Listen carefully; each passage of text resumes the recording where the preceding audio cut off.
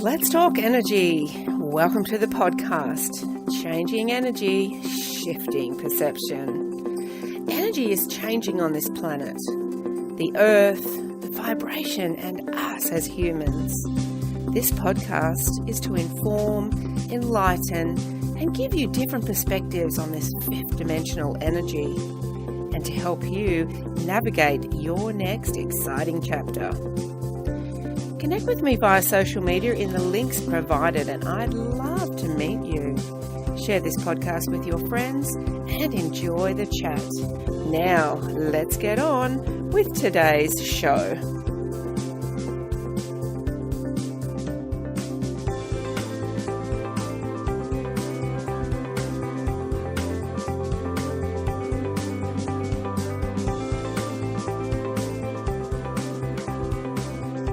Hello and welcome to the show. This podcast is about how I healed my arthritis in 5 steps. You know, my health has never been a concern. I've never really been sick. I've never had a broken bone or an operation. I've never had any serious allergies or dis-ease in my body. And I'm generally always experiencing well-being. Anything outside of that is not a belief of mine. And I believe this has come from my early childhood experiences of feeling smothered by my mother if I was ever sick. And actually, that probably began in another lifetime, or several. And then it also progressed then into my 20s, when I owned a very busy and solidly booked out salon, where if I was sick, I would have to work longer than the already 10 or 12-hour days to fit in all of the people that I would have to cancel. So really, it was just easier not to be sick. And that's what I was. I was well. Until about 12 months ago, when things started to change. All of a sudden, out of nowhere, my body started rejecting the food I was eating, and my digestive system was deteriorating, and I really couldn't understand it. My skin started getting lesions for no reason and from nothing, and the doctors couldn't find any reason or explain it. Then I began getting an arthritic bump on one of my fingers that was quite painful. I understood after some research and education that my body was shifting to a higher vibration, and it really didn't want the food I was giving it anymore. It had actually been telling me for a little while, but I hadn't been listening. I also did not, my body did not want the acid I was feeding it, not only through the food, but through my thoughts as well. And it did not want the fear. So, you know, it would have been really very easy to simply slip into what we normally would do in society, and, you know, just begin that whole rabbit hole of doctors, etc. You know, when you get diagnosed with all sorts of things, they label it, they put a name on it, you get the drugs to fix it and the remedies for all of these things, and really, it's really band-aiding the issue. So they go away for a little while, but until the body rejects them too. And then you're on the merry-go-round of that medical profession and never having well-being.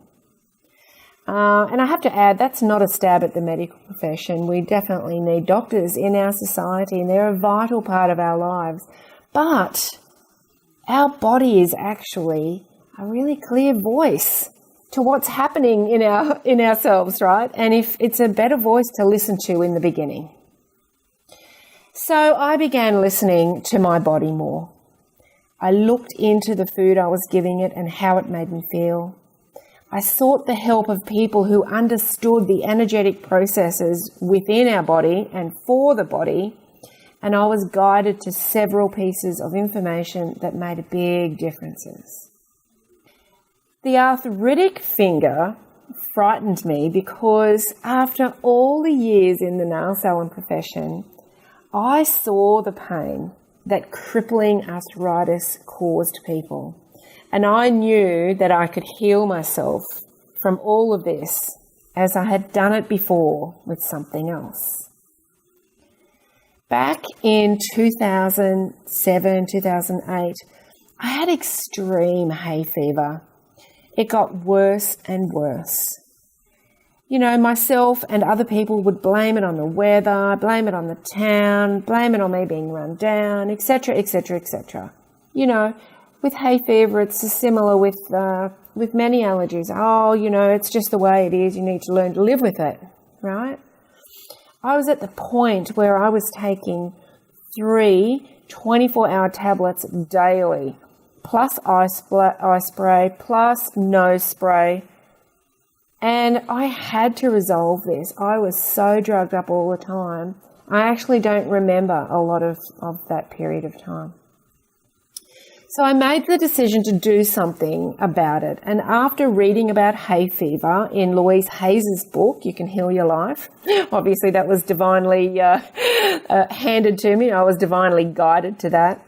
I took the steps needed in my life to clear the hay fever. And I healed myself from it. And I have not had it since. And if I do feel something coming on again, I use what I learned back then about clearing my emotions as well as my calendar, and it dissipates and goes away immediately. I have to say also that I don't get caught up in talking about it either, as we all can do sometimes, right? The more you talk about something, the more it'll keep happening. So it's best if you just talk about things you want, right, and not what you don't want. So my faith in the body and in me was not in question this time either. And I wanted to feel well-being again in my entire body, mind, and spirit. So here are the 5 steps I took to heal the arthritis in my finger and toes too, before it became too difficult to reverse and too painful for me to operate daily. Number 1, I looked at where the arthritis was and how it related to me metaphysically. So the first thing I did was to look at where the arthritis was and what that meant on a metaphysical level. I believe we create everything that happens in our body and lives, consciously or unconsciously, and it will show up in certain areas depending on what the thought is or what the fear is. My lump was on the right hand on the first joint on the ring finger. Now, what I discovered was that this was an indication that my toes were about to get arthritic, right? Once again, it's the body showing you what's happening, right? This truly put me into action to heal the finger, right? I don't want arthritic fingers and toes. I've seen the pain that others had experienced with this. So sure enough, a few months later, I did have 2 toes on each foot that started getting lumps in the joints too. So that really put me into action. Also, being the ring finger on the right hand, it had a lot to do with old fear and pain and acid thoughts, which include anger, resentment, etc., from previous relationships and friendships. Now, I'm not an expert on any of this either, I have to tell you, but I truly did start listening and trusting my body and inner voice at this point. Number 2, remove the acid from my body. Acidity in the body does not help with arthritis and many other things. On a physical level, it needs more alkaline to stop the inflammation that arthritis can often be caused from. So I'm also not an expert in arthritis, and I know there are many forms of it. But I knew that it was my body becoming inflamed that was creating these lumps of arthritis in my particular case. So listening to my body became very important. Each time I felt the urge to eat something, I would ask, do I really want this? Does my body want this? And the answers I got were often a blunt no, and sometimes very informative and funny. For example, I walked past a sausage sizzle recently, you know, the ones that are outside the supermarkets or Bunnings, and they raise money for the Lions Club or other charities. The smell is always intoxicating, right? You can smell it from the car park, and I immediately wanted one. I asked my body if I wanted it and if I should have it. And the response, well, it was so loud and clear. Well, Trish, you could eat that, but do you really want it? Or is it the sugar in the sauce that you are craving? And do you really want to be burping for 3 hours after eating that sausage and onion? And do you really want to be full of wind for hours after eating those slices of bread? Pretty clear answer, right? No, I will not be eating that sausage in that bread. So, and many other times, before I consume anything, I really will look at the ingredients list and I will get an immediate answer, yes or no, to any or all of the ingredients, even if I don't know what they are or what they do, right? I'm really trusting that my body knows, and innate is always there, ready to help. And, the arthritis is closely related to the acidic foods I was putting in my body, including alcohol. So I had to stop putting it in, and I trusted my body to let me know what was good in the moment and what wasn't, what it wanted and what it didn't want, and even what the reaction was going to be. Number 3, remove the acid from my thoughts. An acidic body is influenced by thoughts too. In fact, every thought we have affects our body, mind, spirit, and reality. So I had to clear up the old thoughts around relationships, as this, in my case, was the area where the arthritis was in my body. It will be different for you. And this is a true awareness, moment by moment, of what you are thinking, especially when interacting with people that push your buttons, right? And it's so interesting how the universe steps in to assist with this when you ask it to. Yes, all sorts of people started appearing in my life that pushed my buttons, and buttons that I didn't realize I even had. And look, it's all been a big blessing, so it turned out, as I was able to look at all of those reactions and work on myself with what came up. Of course, there are many times I used to step into the blame and the criticism and the victim mindset. So that also helped with the awareness of where these acid thoughts were and where they were coming from and how to change and shift them to love. So I'm very thankful for the butting of heads eventually. Now, number 4, recognize and remove old patterns and karmic cycles. This can be so freeing. We look at what our reality is right now and the people that are in it, and we believe that all of our troubles and challenges has come from this reality and from this lifetime. But the truth, however, is quite different.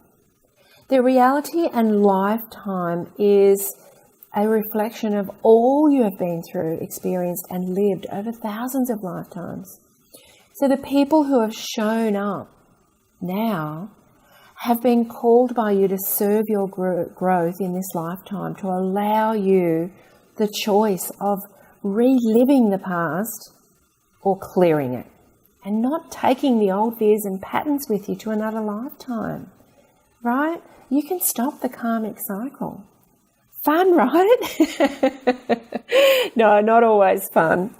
I became aware of the old patterns and fears surrounding relationships, once again, because this is where my arthritis showed up. And, a lot of these patterns I've brought through from previous lifetimes. So we can, when we choose to love the fear when it comes up, it dissipates. And when we can recognize the old patterns and acknowledge them, we can forgive all involved, including ourselves, and we can move past the self-sabotaging patterns and behaviors. Okay, number 5, this is a big one, sound healing. This has been an absolute gift for me. Not everybody resonates with sound healing, but for me, I feel my cellular structure changing from within when these vibrations of sound are running through me. Sound healing has been so powerful for me in this healing process, and I would highly encourage you to check it out and give it a go. I have had personal sessions with powerful and skilled sound healing channels. I attend whatever sound healing sessions are available to me near where I live, so I can be there in person. I listen to at least one sound healing recording daily, usually more. I focus on what my body needs at that moment and what healing it is going through or what it needs and what fears I am clearing. And then the right piece of music appears for me. I use it for my chakra work, for myself and also for others and in my classes and workshops. I use it to work with innate, to clear all old patterns, beliefs, unease anywhere in my body and mind, and to upgrade and uplift my vibration and energy. I believe that it has had a powerful healing effect through my entire system, mind and energy. I believe it has had a great impact on clearing the old relationship beliefs, hurts and patterns too, which has in turn dissipated and nearly disappeared my arthritic condition in my fingers and toes. So these 5 steps are truly what has helped me. And another thing really is the language. You have to be really careful about your language. If I woke up every morning and said, oh, I've got arthritis, and dwelled in that, then it would not have disappeared, right? I look at my fingers every day and I see them without the arthritis. I see it going. I see it not being there anymore. I see it as a relationship fear. And I look and I think, oh, another fear to clear, right? So it's your language as well. Don't focus on what you don't want. Focus on what you do want. Find out what area of the body means what, and then go from there with anything you want to heal in your body or mind. Sometimes we do not want to see it or know it, so it gets pushed down and hidden again and, pushed below the surface until the body says, no more, you need to see this. And at this point, your body could have a dis-ease or a major trauma. So I feel, even though it may be scary to look at what your old fears, beliefs and patterns are, when you begin listening to your body and allowing it to help you heal, many of those fears go away. Actually, all of them will go away. And ultimately, it's those fears that have shown up in your body to be healed in some way. So for me right now, I have total faith and trust in my body to heal itself, given the best environment to do so.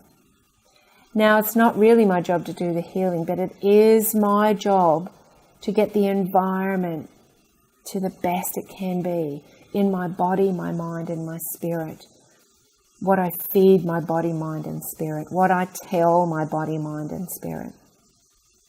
And this is my pleasure to do that these days, not a fear. So I hope this has helped in some way for you, and I really encourage you to have more trust in your body and really begin listening to it. Focus on what you do want and not what you don't want, and begin to give your body the environment it needs to heal itself. So until next time, bye for now.